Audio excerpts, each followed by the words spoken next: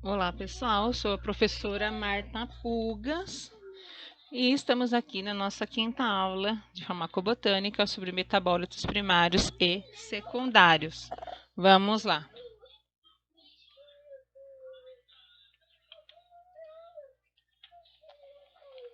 Vamos primeiro fazer uma introdução e vamos relembrar os tipos de metabolismo, né? Os metabolismos, eles são de acordo com as necessidades alimentares e os seres vivos e são classificados em dois grupos. Os autótrofos, que são os que produzem seu próprio alimento. Para isso, eles utilizam energia de uma fonte não orgânica e, em geral, a luz solar e os nutrientes que eles puxam do solo.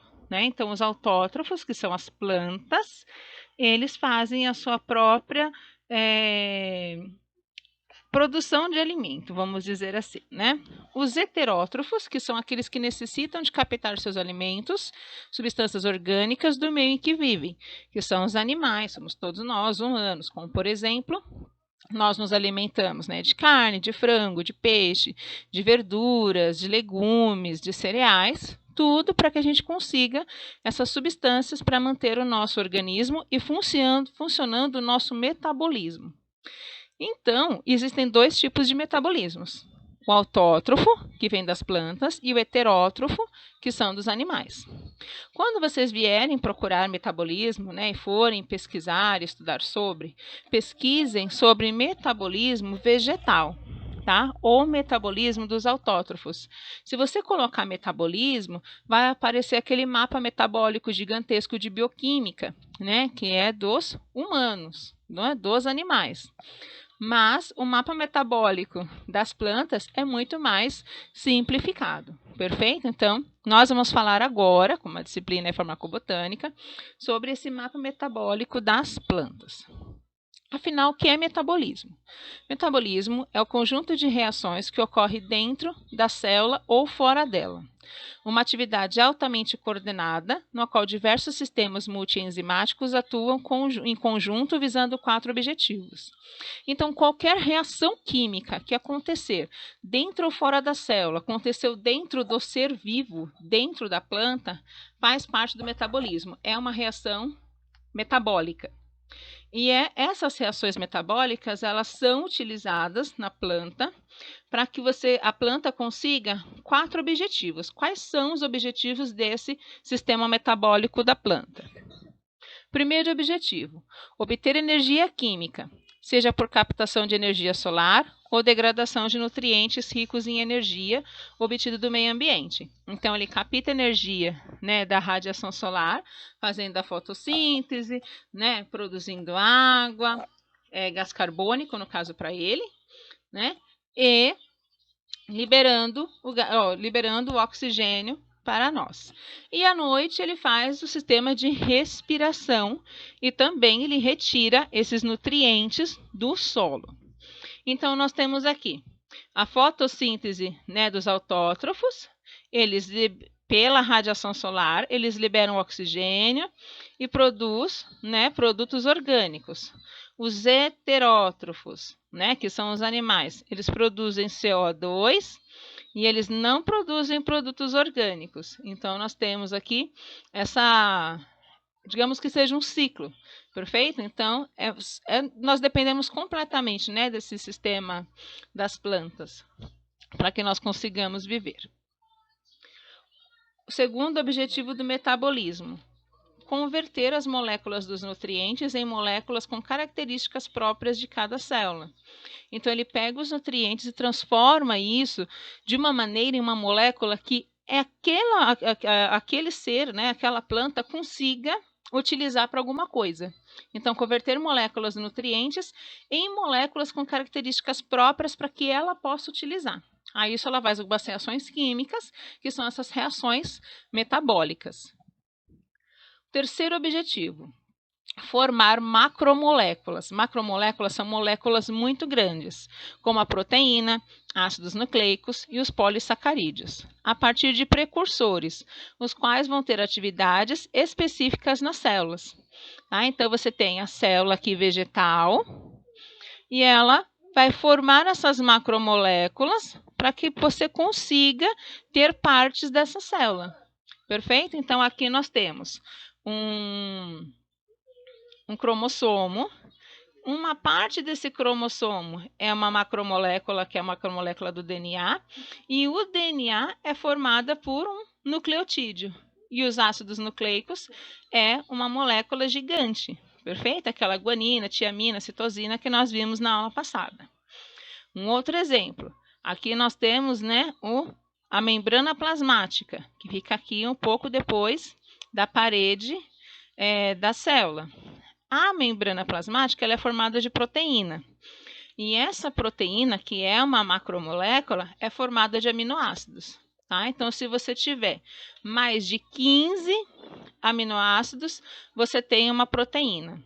Se você tiver menos que 15 aminoácidos, 14 para baixo, você tem uma proteína longa, tá? Uma macromolécula de proteína. Perfeito? E aqui na parede celular você tem celulose.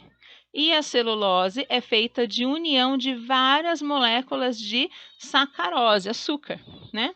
Então você precisa dessas moléculas pequenas para formar uma macromolécula, para poder formar um componente que vai fazer parte dessa célula, que vai fazer parte do organismo no total, que é a planta. Então, o terceiro objetivo é pegar esses precursores, conseguir esses precursores, não é? E metabolizá-los para formar essas macromoléculas, conseguindo assim formar novas células, né? Por meio da mitose e meiose, que nós já vimos também na aula passada. Quarto objetivo dos metabólitos: sintetizar e degradar biomoléculas necessárias para determinadas funções celulares. Então, eu quero sintetizar ou degradar, não é, algumas moléculas para que elas possam formar outras moléculas importantes. Como assim? Quando eu quero ação hormonal da floração, eu preciso sintetizar uma biomolécula. Ação hormonal no desenvolvimento e crescimento vegetal, eu também preciso sintetizar e produzir esse hormônio. Ação hormonal no amadurecimento das plantas, aí eu tenho que degradar esse hormônio do crescimento para que assim ele pare com a fase reprodutiva e comece a fase do amadurecimento das frutas, que não é o momento que ele está se reproduzindo, ele está simplesmente, a flor está crescendo para se formar a fruta, né? E ação hormonal da abscisão foliar. O que é a abscisão foliar? É quando as folhas caem e depois começa a ter o crescimento das novas flores lá na época da primavera. Então, todos estes são hormônios diferenciados. No momento em que eu quero a floração, no momento que eu quero um crescimento, eu tenho que sintetizar. No momento que eu preciso do amadurecimento das frutas e na ação a cair as folhas e crescer novas folhas, nesse cair as folhas é a degradação dessas biomoléculas para que isso aconteça, né? Diminui os hormônios da planta e ela solta as suas folhinhas. Via metabólica.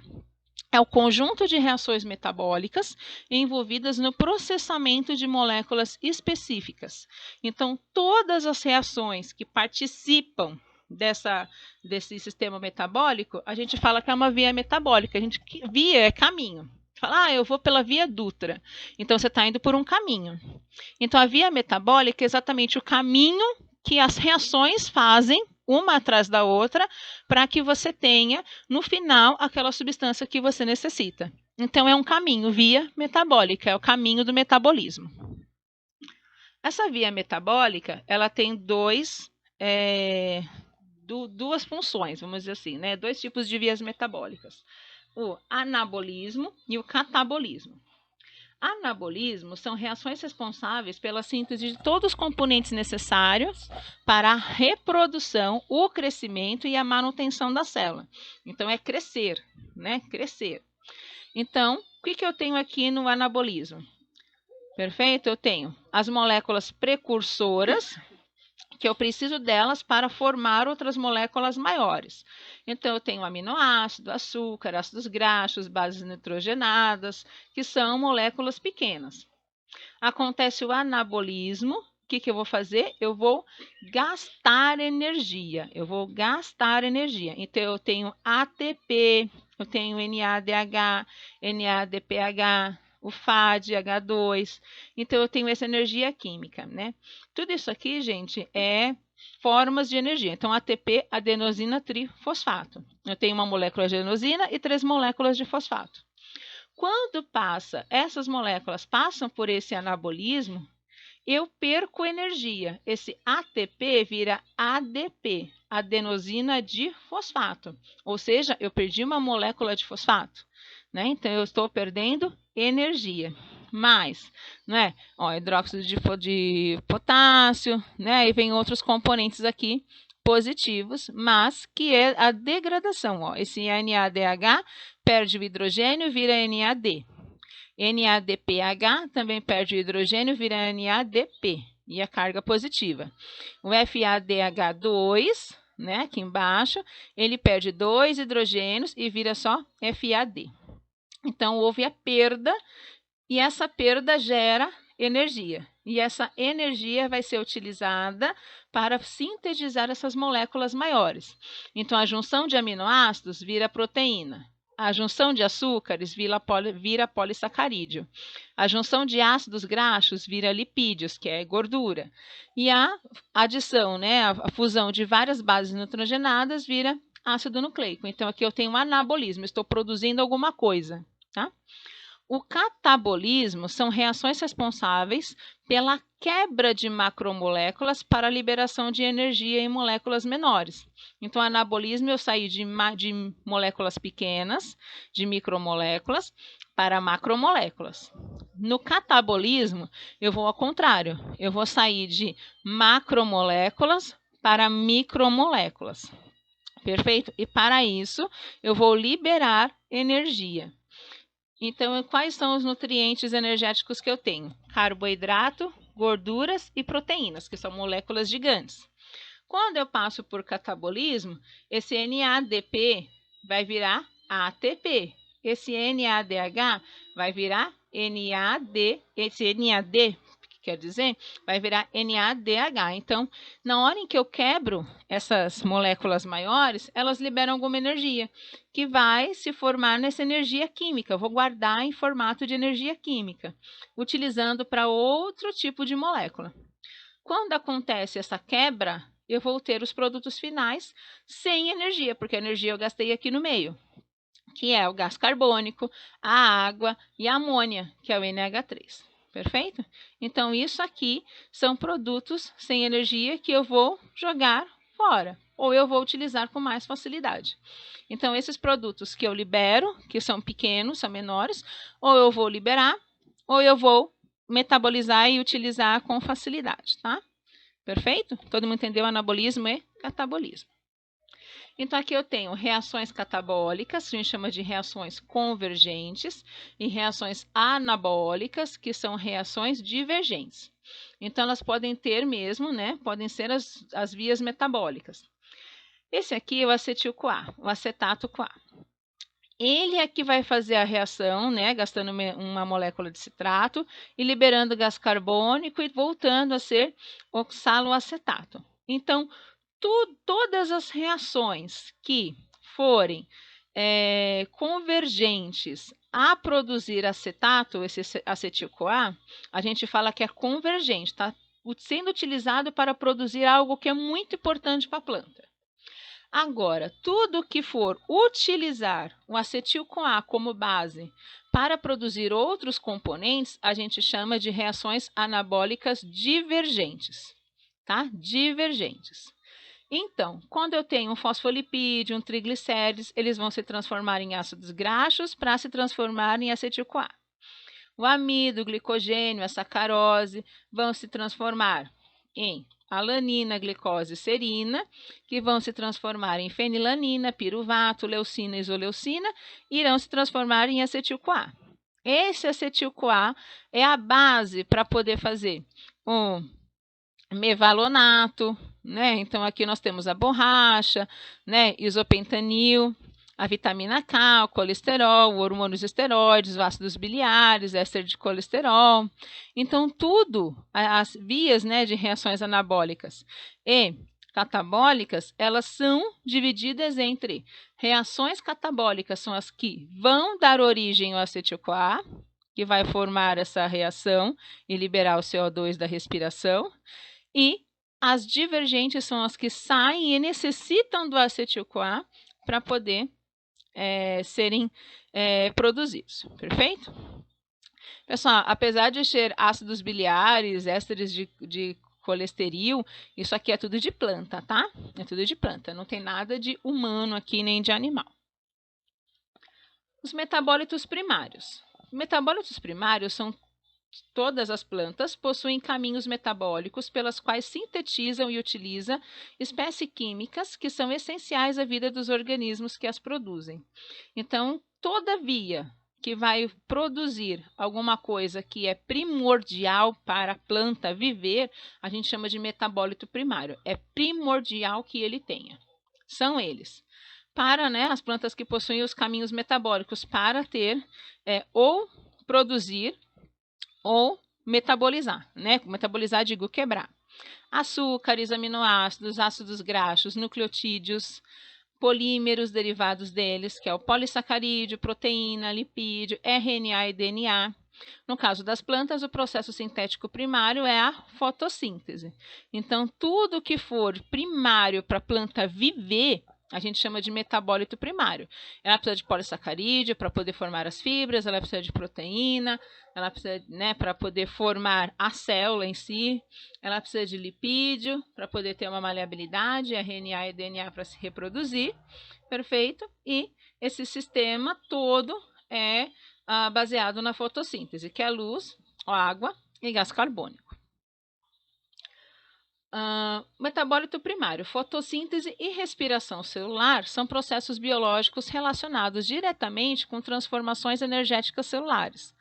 Por exemplo, a fotossíntese vai pegar 6 moléculas de água com 6 moléculas de CO2, gás carbônico, mais a luz, vai formar, né, C6H12O6, que é uma molécula de sacarose, mais 6 moléculas de oxigênio. E essa sacarose que ela vai, desculpa, sacarose não, glicose. E essa glicose que ela vai utilizar como fonte de energia. A glicose, pela glicose, ela vai fazer a respiração celular no horário da noite, que aí é o contrário, metabólitos primários, que são aqueles que nós vimos no slide acima, armazenamento no órgão de reserva, porque essa glicose vai se transformar em amido, né, vai se transformar em outros componentes que serão reservados. E os metabólitos secundários. Então, dessa glicose, nós tiraremos os metabólitos secundários, que nós já vamos falar. Então, aqui nós temos como acontece, né, como que a planta se nutre. Então, primeiro, né, ela vai absorver oxigênio de manhã e na respiração vai liberar CO2. Isso aqui é respiração. Oxidação da glicose, que é o açúcar, vai ajudar a liberar esse oxigênio. Vai mandar para a terra, perfeito? Alguns componentes e vai absorver da terra cloro, cobre, bismuto, manganês, ferro, molibdênio, zinco. Tudo isso é importante para a planta, perfeito? Que são os sais minerais. Então, ela vai absorver esses sais minerais do solo. Do solo, ela também vai absorver os macronutrientes primários, que são o nitrogênio, o fósforo e o potássio, e os macronutrientes secundários, que são cálcio, magnésio e enxofre. Vai ser tudo absorvido aqui, né, pela seiva bruta, que vai subir, e a água também sobe. Na folhinha, acontece de novo, né? Está acontecendo a respiração à noite, então sai oxigênio. Opa, aqui é a fotossíntese, né? Na fotossíntese, ele absorve CO2 e libera oxigênio. Então, tudo isso aqui forma a base do metabolismo da planta, não é? De noite, a respiração, de dia, a fotossíntese, mais o que ela consegue retirar desse solo, que são sais minerais, os macronutrientes primários e os macronutrientes secundários. Metabólito secundário. Acredita-se que a interação do ambiente com os mecanismos fisiológicos da planta resulta no estímulo da síntese de metabólitos especiais, também conhecidos, e denominados como secundários. Metabólito primário é aquilo que é primordial para a planta viver.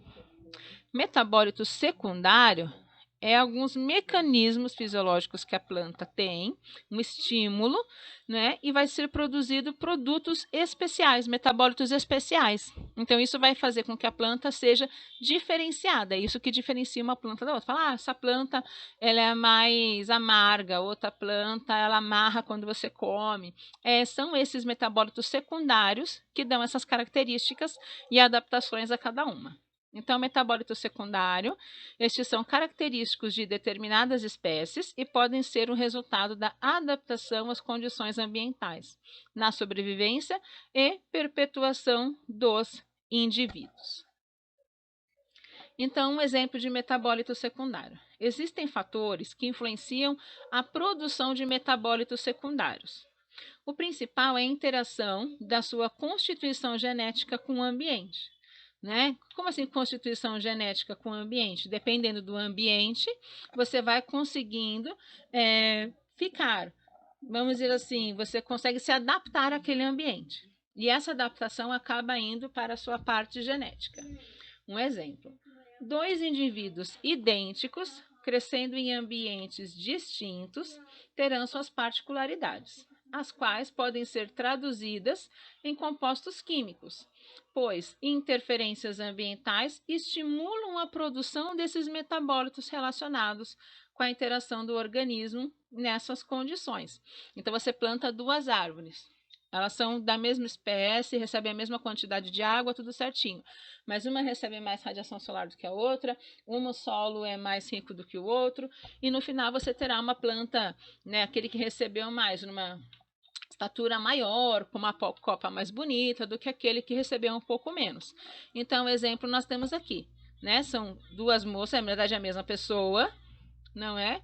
E aí nós temos, se essa moça mais clara, ela está na cidade, e essa moça mais escura, ela foi passar as férias na praia, vamos que sejam gêmeas. Quando elas se encontram, elas têm uma diferença. Qual é a diferença? Esta, que foi para a praia, ela produziu mais melanina, que é um metabolismo, produção de um metabólito, no caso humano, Ela produziu mais melanina porque ela estava em ambiente, em condições, ambientais diferentes da que ficou aqui em São Paulo, que a gente fala que é o branco escritório, Ficou pálida escritório, enquanto a outra ela ficou queimadinha do sol. As 2 são iguais, geneticamente? Sim. Perfeito? Mas o que foi alterado foi as condições ambientais em que elas foram expostas. Então, quais são os fatores que influenciam na obtenção do metabolismo secundário para a planta? Temperatura, altitude, se a planta está mais em cima, lá do topo da montanha ou embaixo. Sazonalidade, que é qual período do ano, quanto que ela está recebendo de radiação e por aí vai. Índice pluviométrico, quanto de água chove, ou quanto de água chove é bom, quanto chove. Radiação UV, ritmo circadiano, que é manhã e noite, dia e noite. Tem lugares em que você tem esse manhã e noite que é mais tempo de manhã, fica mais tempo tendo a radiação solar e menos tempo noite, ou então você fica 6 meses na noite, 6 meses de dia. Então depende do lugar onde você está. Composição atmosférica, que é o CO2, o SO2, NO2, o oxigênio, o gás nitrogênio, o óxido de nitrogênio, perfeito? Herbivoria, ataque de patógenos, quais são os insetinhos que vão atacar essa planta, a idade da planta e a água e os micro e macronutrientes que ela vai absorver da terra. Precursores do metabólito secundário. Quais são esses, O que tem que ter na planta para ele ser precursor desses metabólitos secundários? todos os mecanismos de defesa química apresentados por sistema biológico vegetal são derivados do metabolismo secundário. Então, o sistema químico de defesa é basicamente metabólito secundário. Embora a diversidade de metabólitos secundários seja muito grande, são poucos os precursores. Então, você tem uma grande quantidade de metabólitos secundários, mas todos eles saem de três precursores, que é o ácido xiquímico, que é o precursor de vários compostos aromáticos, que dão cheiro bom ou cheiro ruim. Um acetato, que é o precursor de ácidos graxos, polifenóis, isoprenos, prostaglandinas, isoprenos, que nós vamos utilizar como medicamentos. Aminoácidos, que biossíntese de alcaloides, Alcaloides nós também utilizamos na nossa alimentação e como medicamentos também. Então, nós temos esses três precursores, o ácido xiquímico, o acetato e o aminoácido. Como é que eles funcionam? Como que eles são os precursores, do metabolismo secundário? Você tem a glicose. A glicose é a base para tudo. A partir da glicose, ela vai se dividir e produzir o ácido xiquímico, e esse ácido xiquímico ele vai ser o precursor do triptofano. O triptofano pode se transformar em alcaloides quinolínicos, alcaloides isoquinolínicos, perfeito? Também pode se transformar em fenilanina tirosina, que também que vai ser a precursora do ácido cinâmico, perfeito? Que vai dar fenilpropanoides, lignana, ex-ligninas cumarinas. Lignina lembra que vai dar dureza às plantas. E o ácido xiquímico também pode dar um ácido gálico, que vai formar os taninos hidrossolúveis. Além disso, os ácidos xiquímicos com o piruvato, e o acetato, ele pode dar as antroquinonas, que são os flavonoides, taninos condensados. Além da glicose dar o polissacarídeo, ele também pode formar o piruvato, e do piruvato ele vai formar o acetato. Esse acetato pode dar ácidos graxos, E o ciclo do ácido cítrico, que vai dar ortizina e lisina, que vai dar os alcaloides pirrolidínicos, tropânicos e por aí vai. Então, são componentes, esses aqui são os metabólitos secundários, tá? Ou o acetato vai para o malevolato, que dá os terpenos e os esteroides. Então, basicamente, a partir desses precursores, que é o ácido xiquímico, eu vou ter esses metabólitos secundários que estão em laranjinha. Os alcaloides, os taninos, os fenilpropanoides, as ligninas, as antroquinonas. A partir do acetato, eu vou ter os alcaloides. A partir também do acetato, os ácidos graxos, os terpenos. E a partir do malevolato, os terpenos e os esteroides. Perfeito? Então, nós vamos formar todos esses metabólitos secundários a partir desses precursores. A importância do metabólito secundário é uma defesa contra injúria provocada pelo ambiente, frio ou calor, para a planta, proteção contra herbivoria e contra micro-organismos patogênicos, contra os insetinhos que querem comer a planta e os micro-organismos, e atividade atrativa para polinizadores e dispersores de semente, para chamar a atenção dos passarinhos, para chamar a atenção da abelha, e dos que são dispersores de semente. Assim como os espinhos pontiagudos dificultam a ação dos predadores, e a gente sabe que espinho é uma folha, nas plantas que os sustentam, também o alcaloide venenoso ou tanino adstringente conservaria uma espécie por torná-la intragável, Ninguém conseguiria comer, um animal não conseguiria comer aquela espécie, por adstringente aquilo que amarra a boca. Por exemplo, você vai comer um caju verde ou uma fruta verde. Parece que, de repente, toda a saliva da sua boca desapareceu. Por que o adstringente faz? Ele precipita a proteína, precipita a umidade da sua boca. E aí falta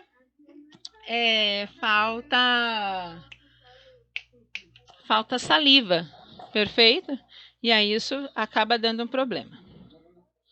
Importância para o homem.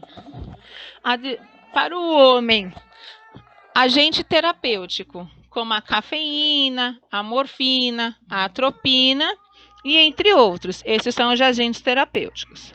Matéria-prima na indústria. como o látex, a borracha, os óleos essenciais, os condimentos, que é utilizado em condimento, em perfume, em desinfetante, em creme, em shampoos, em sabonetes e entre outros. Também temos os taninos, o que vai ser utilizado em curtimento do couro, aquele couro curtido, adstringente, cicatrizante, hemostático, né, para ajudar a cicatrização. Os flavonoides, que são os pigmentos naturais, podem ser utilizados como anti-inflamatórios e antioxidantes, entre outros. Exemplos de metabólitos secundários, né, e suas funções para o homem, como é importante esses metabólitos, né? Nós temos como metabólito secundário os óleos essenciais, que são os componentes básicos de essência para perfume e cosméticos, uso como tempero e condimentos em alguns países, né? Uso na aromoterapia, que aí já é uma terapia. Uso terapêutico contra antissépticos, como antissépticos, antihelmíntico, né, parasitário, digestivo, expectorante, neurodepressores e entre outros. Então, óleos essenciais, em uma gama de lugares onde pode ser utilizados. Nós temos o tanino. O tanino é utilizado na indústria e o principal uso do tanino desde a antiguidade tem sido o curtimento do couro.